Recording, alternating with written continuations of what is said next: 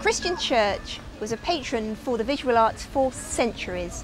Some of art history's greatest names created profound and beautiful paintings and sculptures. They were designed to work alongside the architecture of the Western world's great religious buildings. That relationship changed over modern times, and now Winchester Cathedral seeks to reignite that conversation in a contemporary way.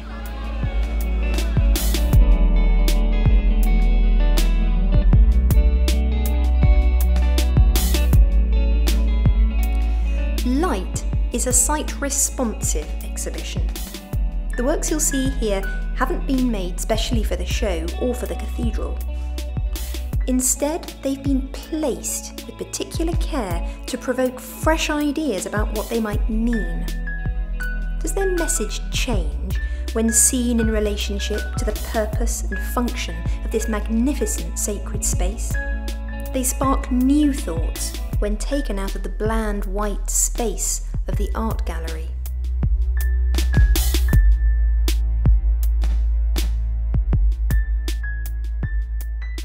The work in this exhibition asks different questions of the viewer than traditional forms of art.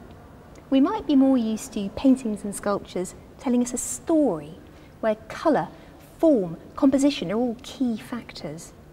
We want to be drawn into the work through beauty, skill and a sense of familiarity. This work is conceptual. It's dealing with ideas rather than aesthetics. So we need to meet it halfway with a willingness to do a bit of work to understand it. A conversation is started, one that we can all join in with, bringing our own ideas.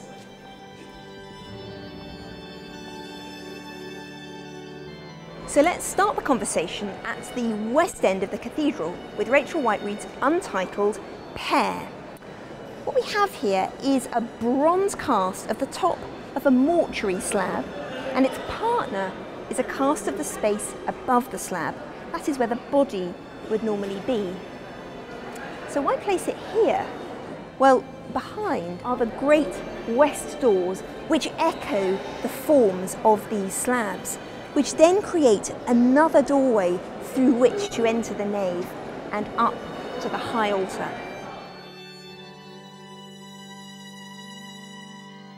The mortuary slab echoes our mortal life and inevitable death. Yet the altar of a Christian church is a place where death becomes transformed and offers a sense of hope. These have been painted white, the colour of purity. It's also a clinical colour, and in some cultures it's the colour of mourning. Whiteread is predominantly concerned with making visible and physical significant spaces. The interior of a house, a library, even the inside of a bath. The next piece is called Presence. It's a stainless steel sculpture created by John Gibbons. Here it stands in the north nave aisle, a great brooding presence regarding the comings and goings from the door. Look at the surface. It's been scratched and tooled with markings that break up its reflective qualities, creating fluid waves of light. It is firmly standing on the ground on strongly formed feet, with as much presence as the great pillars supporting the roof of the cathedral. The flaring top seems to be listening. But what's inside? Just as we, as humans, are more than just the exterior surface, perhaps this presence also is more than just its steel shell.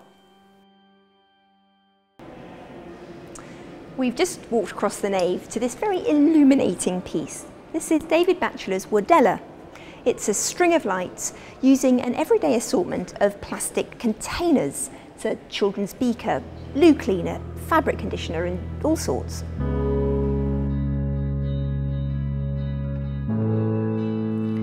This might seem a strange work to hang in the cathedral, but in fact a remarkably similar effect can be found just feet away, but this time created through an entirely natural process.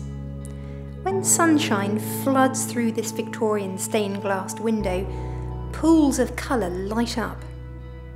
If the architects of this great cathedral had access to electricity, I could well imagine them creating something joyful and colourful like this work.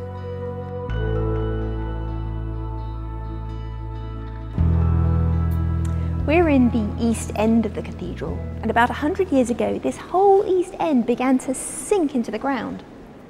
It took years of painstaking work to shore up the foundations and make it safe. Stone weathers and rots just as wood does. In fact, a building like this is like a great living thing. It requires attention and care to keep it healthy. It decays, just as our human bodies decay over time. Now let's go and have a look at a load of old rubbish.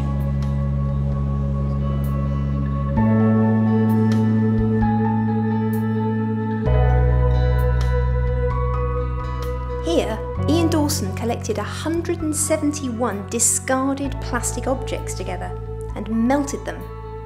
The forms remade themselves into a new, stretched, merged substance. But this new creation won't decay as the cathedral does. Its plastic structure will live on for many hundreds of years. Just around the corner is Mark Quinn's Angel. This painted bronze sculpture has been cast from a medical resource, and it's been placed here close to the chantry chapels commemorating the great and the good.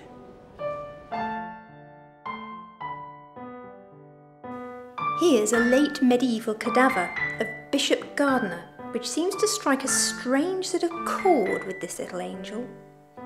But Bishop Gardiner was a significant, grand person. He achieved much in his life.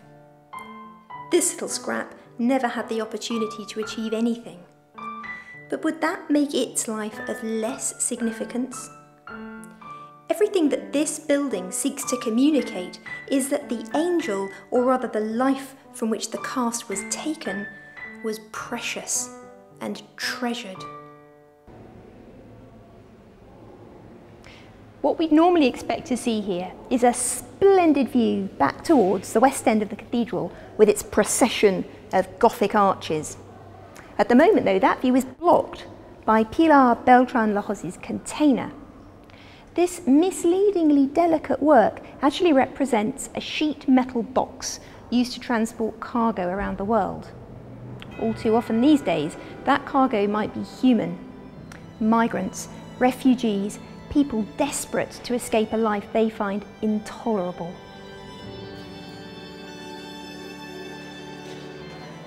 There are no doors, no windows, no means of escape. It may seem an attractive space in some way because the screens are made of silk and framed by sleek aluminium. But just imagine yourself contained, trapped. The architecture of this cathedral has been designed to move your spirit, to make your imagination soar. It feels so capacious because of the walls and the vaulted ceiling. This claustrophobic container traps and holds.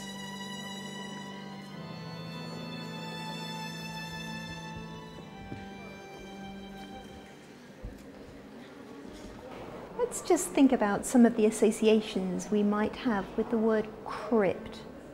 We could think of dark, creepy, damp, perhaps places of burial and death.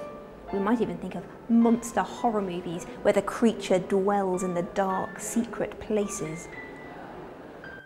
The installation in the crypt is called Geisterbahn, or Ghost Train. It's a black and white movie of an old German fairground ride. Darren Armand, the artist who created this piece, has often worked in the past with issues around the Holocaust.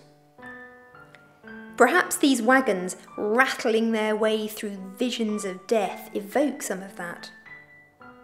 Also in the crypt, and in sharp contrast, there stands the still and serene figure of Anthony Gormley's Sound 2. When the crypt is flooded, this calm presence stands in reflection, an image of new life in baptism. I'm inspired, challenged and enthused.